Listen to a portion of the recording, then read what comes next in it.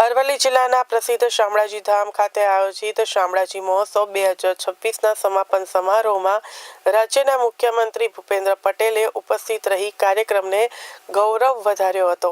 આ પહેલા મુખ્યમંત્રીએ શામળાજી મંદિર ખાતે દર્શન કરી આશીર્વાદ પ્રાપ્ત કર્યા હતા। આ વર્ષે શામળાજી મહોત્સવનું 8 અને 9 જાન્યુઆરીના રોજ એમ 2 દિવસીય આયોજન કરવામાં આવ્યું હતું, જેમાં રાજ્યભરમાંથી મોટી સંખ્યામાં ભક્તો અને પ્રવાસીઓ ઉમટી પડ્યા હતા।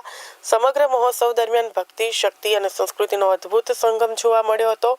મહોત્સવના સાંસ્કૃતિક કાર્યક્રમોમાં પ્રખ્યાત લોકગાયક ઓસમાણ મીર અને કિંજલ દવેએ પોતાની ભક્તિ રસભરી રજૂઆતથી શ્રોતાઓને ઝુમાવ્યા હતા। લોકસંગીત અને ભક્તિ ગીતોની મોહક રજૂઆતથી સમગ્ર મંદિર પ્રાંગણ ભક્તિમય બની ગયું હતું। સમાપન સમારોહ દરમિયાન મુખ્યમંત્રી ભૂપેન્દ્ર પટેલના હસ્તે ₹167.85 કરોડના વિવિધ વિકાસ કાર્યોનું લોકાર્પણ અને ખાતમુહૂર્ત કરવામાં આવ્યું હતું।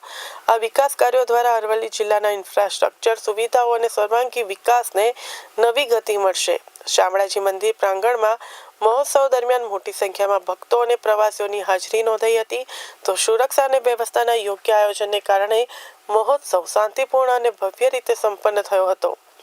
શામળાજી મહોત્સવે ફરી એકવાર આસ્થા, સંસ્કૃતિ અને વિકાસના સંગમને પ્રતિબિંબિત કરી રાજ્યના ધાર્મિક અને સાંસ્કૃતિક વારસાને ઉજાગર કર્યો હતો।